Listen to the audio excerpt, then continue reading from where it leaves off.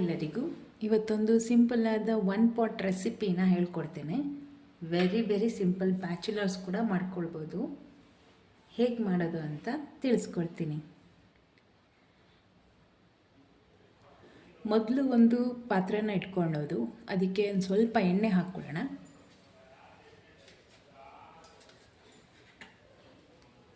ಇದು ಗಾಣದ ಕಡಲೆಕಾಯಿ ಎಣ್ಣೆ, ಸ್ವಲ್ಪನೇ ಹಾಕ್ಕೊಳ್ಳೋಣ.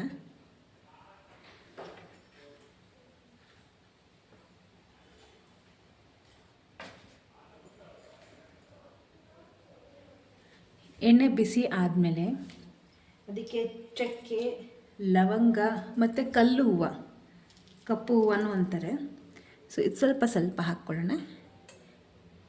ಕಲ್ಲು ಹೂವು, ಚಕ್ಕೆ 1 ಇಂಚಷ್ಟು, ಒಂದು 4 ರಿಂದ 5 ಲವಂಗ ಹಾಕ್ಕೊಳ್ಳೋಣ.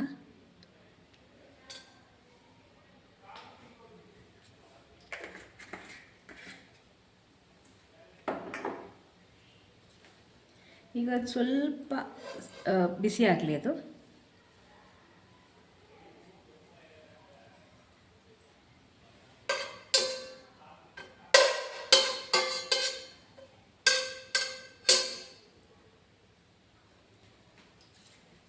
ಈಗ ಅದಕ್ಕೆ 2 ಬೇ ಲೀಫು ಹಾಕ್ತಿದ್ದೀನಿ.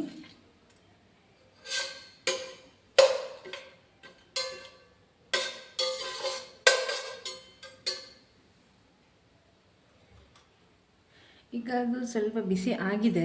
ಈಗ ಅದಕ್ಕೆ 1-2 ದೊಡ್ಡ ಮೀಡಿಯಮ್ ಸೈಜ್ ಈರುಳ್ಳಿನ ಕಟ್ ಮಾಡ್ಕೊಂಡಿದ್ದೇನೆ, ಅದನ್ನು ಹಾಕ್ತಾಯಿದ್ದೀನಿ.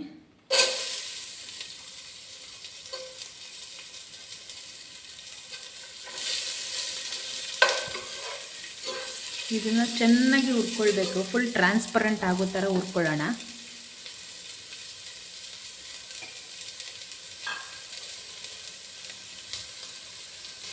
ಇದನ್ನು 1-2 ನಿಮಿಷ ಮುಚ್ಚಿಟ್ಟು ಬೇಯಿಸ್ಕೊಳ್ಳೋಣ. ಈಗ ಬೆಂದಿದೆಯಾ ಚೆಕ್ ಮಾಡೋಣ. ಈಗ ಟ್ರಾನ್ಸ್ಲೂಸ್ ಕಲರ್ ಬಿಟ್ಟಿದೆ. ಈಗ ಇದಕ್ಕೆ ಶುಂಠಿ ಬೆಳ್ಳುಳ್ಳಿ ಪೇಸ್ಟ್ ಹಾಕ್ಕೊಳ್ಳೋಣ. ಶುಂಠಿ ಬೆಳ್ಳುಳ್ಳಿ ಪೇಸ್ಟ್ ಬಂದು 1.5 ಸ್ಪೂನಷ್ಟು ಹಾಕ್ಕೊಳ್ತೀನಿ.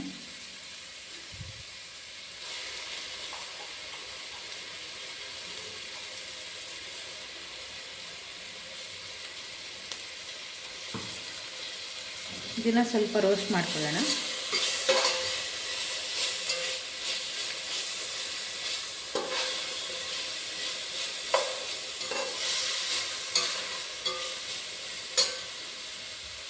ಈಗ ಇದಕ್ಕೆ 2 ಮೀಡಿಯಮ್ ಸೈಜ್ ಟೊಮ್ಯಾಟೊ ತೊಗೊಂಡಿದ್ದೀನಿ.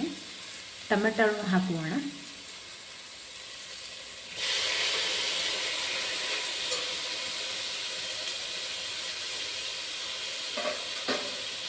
ಈ ಟೊಮೆಟೊ ಫುಲ್ಲು ಸ್ಮ್ಯಾಶ್ ಆಗಬೇಕು, ಚೆನ್ನಾಗಿ ಬೇಯಬೇಕಿದು. ಇದು ಥರ ಗ್ರೇವಿ ಕನ್ಸಿಸ್ಟೆನ್ಸಿ ಬರೋವರೆಗೂ ಫ್ರೈ ಮಾಡ್ಕೊಳ್ಳೋಣ ಇದನ್ನು. ಇವಾಗ ಈ ಟೈಮಲ್ಲಿ ಟೊಮೆಟೊ ಎಷ್ಟು ಬೇಕೋ ಅಷ್ಟು ಮಾತ್ರನೇ ಉಪ್ಪು ಹಾಕ್ಕೊಳ್ಳೋಣ. ಸೊ ಟೊಮೆಟೊ ಬೇಗ ಬೇಯುತ್ತೆ. ಅವಾಗ ಚೆನ್ನಾಗೇ ಬೇಯಿಸೋಣ ಇದನ್ನು. ಫುಲ್ಲು ಇದೆಲ್ಲ ಸ್ಮ್ಯಾಶ್ ಆಗಿಬಿಡುತ್ತೆ, ಫುಲ್ ಕ್ಲೀನಾಗಿ ಆಯಿಲ್ ಬಿಟ್ಕೊಳ್ಬೇಕು. ಅಲ್ಲಿವರೆಗೂ ಇದನ್ನು ಫ್ರೈ ಮಾಡ್ಕೊಳ್ಳೋಣ. ಈಗ ಇದನ್ನು ಮುಚ್ಚಿಟ್ಟು ಬೇಯಿಸೋದ್ರಿಂದ ಬೇಗ ಬೇಯುತ್ತೆ, ಸಾಫ್ಟಾಗಿ ಬೇಯುತ್ತೆ.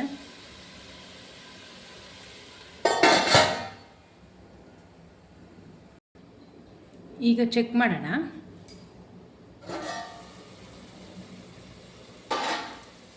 ಈಗ ಆಲ್ಮೋಸ್ಟ್ ಸ್ವಲ್ಪ ಬೆಂದಿದೆ. ಸೊ ಇವಾಗ ಸ್ವಲ್ಪ ಮಸಾಲೆಗಳು ಹಾಕ್ಕೊಳ್ಳೋಣ.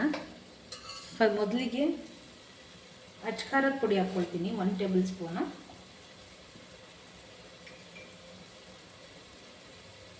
ಅಚ್ಕಾರದ ಪುಡಿ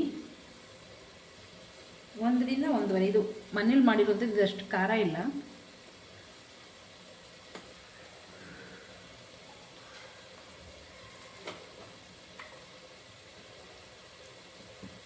ಈಗ ಜೀರಾ ಮಸಾಲ ಹಾಕ್ಕೊಳ್ತೀನಿ. ಇದು ಜೀರಿಗೆ ಒಂದು ಹುರಿದು ಪುಡಿ ಮಾಡಿರುವಂಥ ಜೀರಿಗೆ, ಇದೊಂದು ಸಣ್ಣ ಸ್ಪೂನಷ್ಟು ಹಾಕ್ಕೊಳ್ತೀನಿ.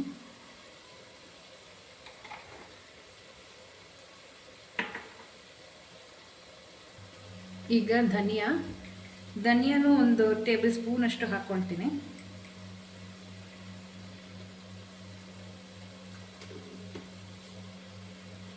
ಈಗ ಇದನ್ನು ಚೆನ್ನಾಗಿ ಹುರಿಬೇಕು.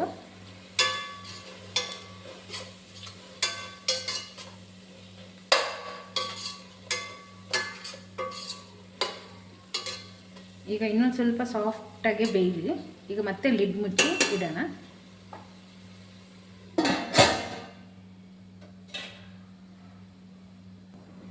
ಈಗ ಬೆಂದಿದೆಯಾ ಚೆಕ್ ಮಾಡೋಣ. ಈಗ ಆಲ್ಮೋಸ್ಟ್ ಟೊಮೆಟೊ ಎಲ್ಲ ಸ್ಮ್ಯಾಶ್ ಆಗಿದೆ. ಈ ಟೈಮಲ್ಲಿ ನಾವು ಸಣ್ಣದಾಗಿ ಹೆಚ್ಚಿರೋಂಥ ಪನ್ನೀರ್ ಕ್ಯೂಬ್ಸ್ನ ಹಾಕ್ಕೊಳ್ಳೋಣ.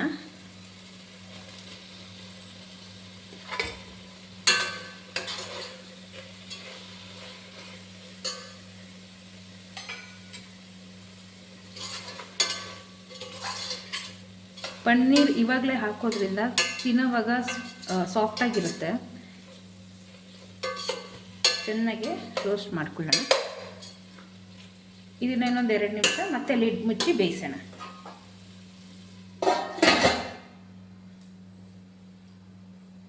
ಈಗ ಚೆಕ್ ಮಾಡೋಣ ಗ್ರೇವಿ ಹೇಗಾಗಿದೆ ಅಂತ. ಸೊ ಈಗ ಆಲ್ಮೋಸ್ಟ್ ಬೆಂದಿದೆ. ಈ ಟೈಮಲ್ಲಿ ಅಕ್ಕಿ ಹಾಕ್ಕೊಳ್ಬೇಕು. ನಾನು ಅಕ್ಕಿ ಬಂದು ಈ ಗ್ಲಾಸಲ್ಲಿ 2 ಗ್ಲಾಸಷ್ಟು ಅಕ್ಕಿ ತೊಗೊಂಡಿದ್ದೀನಿ. ಸೊ ಇದನ್ನು 2 ಸಲ ತೊಳೆದು ಒಂದು 10 ನಿಮಿಷ ನೆನೆ ಹಾಕಿದ್ದೀನಿ. ಈಗ ಇದು ಅಕ್ಕಿನ ಹಾಕ್ಕೊಳ್ಳೋಣ.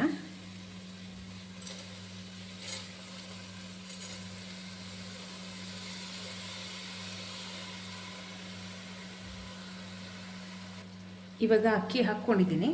ಈಗ ಇದೊಂದು ಸ್ವಲ್ಪ 2 ನಿಮಿಷ ಈ ಗ್ರೇವಿನಲ್ಲಿ ಕಲಿಸೋಣ.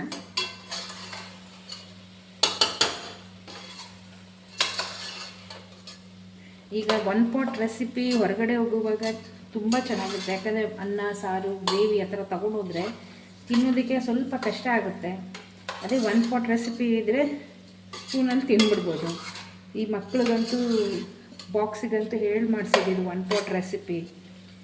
ಸೊ ಇವಾಗ ಆಲ್ಮೋಸ್ಟ್ ಎಲ್ಲ ಕಲಸಿದಾಗಿದೆ. ಈಗ ಇದನ್ನು ಒಂದು 2 ನಿಮಿಷ ಹೀಗೆ ಬೇಯಿಸ್ಕೊಳ್ಳೋಣ. ಸೊ ಅವಾಗ ಅಂಟೋದಿಲ್ಲ, ಅಕ್ಕಿ ಒಂದಕ್ಕೊಂದು ಅಂಟೋದಿಲ್ಲ. ಈಗಾಗಿದೆ. ಈಗ ಇದಕ್ಕೆ ನೀರು ಹಾಕ್ಕೊಳ್ಳೋಣ. ಈಗ 2 ಗ್ಲಾಸ್ ನೀರು ಹಾಕಿದ್ದೀನಿ. ಅಕ್ಕಿ ಇಟ್ಟಿರೋದ್ರಿಂದ ನಾನು 3.5 ಗ್ಲಾಸ್ ಅಷ್ಟೇ ನೀರು ಹಾಕೋದು. ಈಗ ನೀರು ಹಾಕ್ತಾಯಿದ್ದೀನಿ.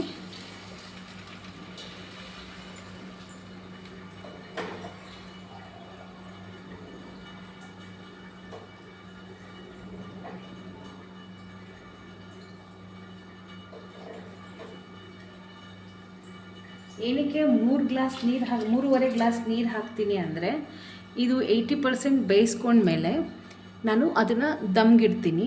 ದಮ್ಗಿಡೋದ್ರಿಂದ ಇನ್ನು 20% ರೈಸ್ ಏನಿದೆ ಆ ದಮ್ಮಲ್ಲೇ ಕುಕ್ ಆಗುತ್ತೆ. ಸೊ ಅವಾಗ ಉದ್ರಾಗಿ ರೈಸ್ ಬರುತ್ತೆ, ತಿನ್ನೋಕ್ಕೂ ಚೆನ್ನಾಗಿರುತ್ತೆ. ಇವಾಗ 3.5 ಗ್ಲಾಸ್ ನೀರು ಹಾಕ್ತಾಯಿದ್ದೀನಿ.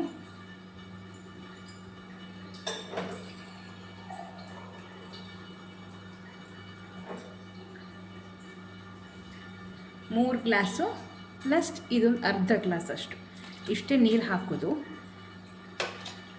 ನಮಗೆ ಈ ಲಾಂಗ್ ಗ್ರೇನ್ ಮೀನ್ಸ್ ಈ ಉದ್ದ ಅಕ್ಕಿ, ಬಾಸುಮತಿ ಅಕ್ಕಿ ಎಲ್ಲ ಸ್ವಲ್ಪ ಉದ್ರಾಗಿ ತಿಂದ್ರೇ ಚೆನ್ನಾಗಿರುತ್ತೆ. ಪೇಸ್ಟ್ ಆದರೆ ಇದು ತಿನ್ನೋಕ್ಕೆ ಚೆನ್ನಾಗಿರಲ್ಲ, ಟೇಸ್ಟೇ ಇರೋದಿಲ್ಲ ಪೇಸ್ಟ್ ಆಗಿಬಿಟ್ರೆ. ಸೊ ಇದನ್ನು ನೋಡಿಕೊಂಡು ಕುಕ್ ಮಾಡಿ. ನಾನು ಇದನ್ನು ಕುಕ್ಕರಲ್ಲಿ ಮಾಡ್ತಿಲ್ಲ. ಸೊ ಇದನ್ನು ಹಾಗೆ ದಮ್ ಕಟ್ಟಿ ಮಾಡ್ತೀನಿ. ಕುಕ್ಕರಲ್ಲಿ ಮಾಡಿದ್ರೆ 1 ವಿಸಿಲ್ ಜಾಸ್ತಿ ಆಗಿಬಿಟ್ರು ಪೇಸ್ಟ್ ಆಗಿಬಿಡುತ್ತೆ. ಸೊ ಅದಕ್ಕೆ ನಾನು ಹೀಗೆ ಮಾಡ್ತಾಯಿದ್ದೀನಿ. ಇವಾಗ ಇದಕ್ಕೆ ಮಿಕ್ಕಿದ ಸಾಲ್ಟ್ ಮಿಕ್ಕಿದ್ದು ನೀವು ಟೇಸ್ಟ್ ನೋಡಿಕೊಂಡು ಸಾಲ್ಟ್ನ ಆ್ಯಡ್ ಮಾಡ್ಕೊಳ್ಬೇಕಾಗುತ್ತೆ.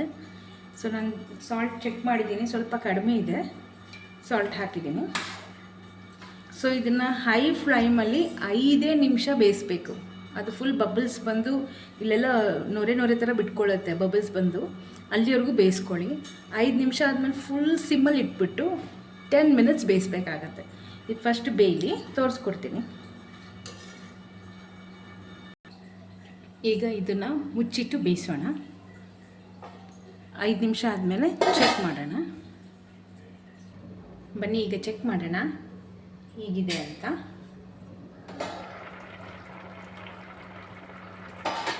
ಚೆನ್ನಾಗಿ ಬಬಲ್ಸ್ ಬಂದಿದೆ. ರೈಸು ಸ್ವಲ್ಪ ಕುಕ್ ಆಗಿದೆ. ಈಗ ಇಷ್ಟು ನೀರಿದೆ ಅಲ್ವಾ, ಸೊ ಇವಾಗ ನಾವು ಇದನ್ನು ಸಿಮ್ಮಲ್ಲಿ ಬೇಯಿಸೋಣ. ಸಿಮ್ಮಲ್ಲಿ ಬೇಯಿಸೋದ್ರಿಂದ ಇದು ಸ್ವಲ್ಪ ಉದ್ರುದ್ರಾಗೆ ಇರುತ್ತೆ ನೋಡಿ. ಇವಾಗ ಸಿಮ್ಮಲ್ಲಿ ಇದನ್ನು 10-15 ನಿಮಿಷ ಸಿಮ್ಮಲ್ಲಿ ಬಿಡೋಣ. ಮತ್ತು ಇದನ್ನು ಮುಚ್ಚಿಡೋಣ. 15 ನಿಮಿಷ ಚೆನ್ನಾಗಿ ಬೆಂದ ಮೇಲೆ ಹೇಗಿದೆ ಅಂತ ತೋರಿಸ್ತೀನಿ. ದಮ್ಗಿಟ್ಟು 5 ನಿಮಿಷ ಆದಮೇಲೆ ಚೆಕ್ ಮಾಡೋಣ.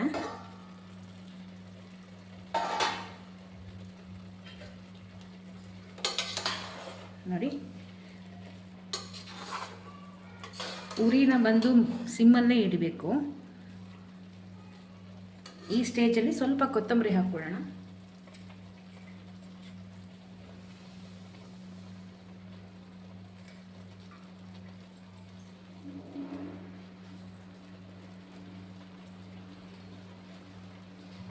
ಈಗ ಕೊತ್ತಂಬರಿ ಹಾಕಿದ್ಮೇಲೆ ಕಲಿಸ್ಬೇಡಿ, ಕಲಿಸ್ದೆ ಹಾಗೆ ಮುಚ್ಚಿಡಿ. ಮತ್ತು ಸಿಮ್ಮಲ್ಲೇ ಬೇಯಿಸಿ. ಈಗ ಚೆಕ್ ಮಾಡೋಣ ರೈಸ್ ಹೇಗಾಗಿದೆ ಅಂತ. ನೋಡಿ, ಆಲ್ಮೋಸ್ಟ್ ಆಗಿದೆ ರೈಸು.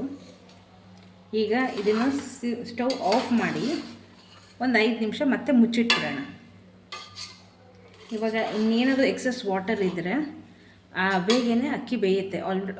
ಆಲ್ರೆಡಿ ಅಕ್ಕಿ ಬೆಂದಿದೆ ನೋಡಿ, ಅಕ್ಕಿ ಬೆಂದಿದೆ. ಇನ್ನೊಂದು ಸ್ವಲ್ಪ ಅದು ಸ್ಟವ್ ಆಫ್ ಮಾಡಿಬಿಟ್ಟು ಬೇಯಿಸಿದ್ರೆ ಕ್ಲೀನಾಗೆ ಇನ್ನೇನಾದರೂ ನೀರಿದ್ದರೆ ಅಬ್ಸರ್ವ್ ಮಾಡ್ಕೊಳ್ಳುತ್ತೆ. ಈಗ ಮುಚ್ಚಿ ಬಿಡೋಣ. ಸ್ಟವ್ ಆಫ್ ಮಾಡಿ ಬಿಡೋಣ. 5 ಮಿನಿಟ್ಸ್ ಆದಮೇಲೆ ತೋರಿಸ್ತೇನೆ. ಈಗ 5 ಮಿನಿಟ್ಸ್ ಆಗಿದೆ, ಚೆಕ್ ಮಾಡೋಣ. ನೋಡಿ, ಈಗ ಆಲ್ಮೋಸ್ಟ್ ರೆಡಿ ಆಗಿದೆ. ಈಗ ಒಂದು ಪ್ಲೇಟಿಗೆ ಸರ್ವ್ ಮಾಡಿ ತೋರಿಸ್ತೀನಿ. ಸಖತ್ ಟೇಸ್ಟ್. ಈಗ ಸ್ಮೆಲ್ಲೇ ಇಷ್ಟೊಂದು ಚೆನ್ನಾಗಿದೆ. ಟೇಸ್ಟ್ ಮಾತ್ರ ಇನ್ನೂ ಸೂಪರಾಗಿರುತ್ತೆ.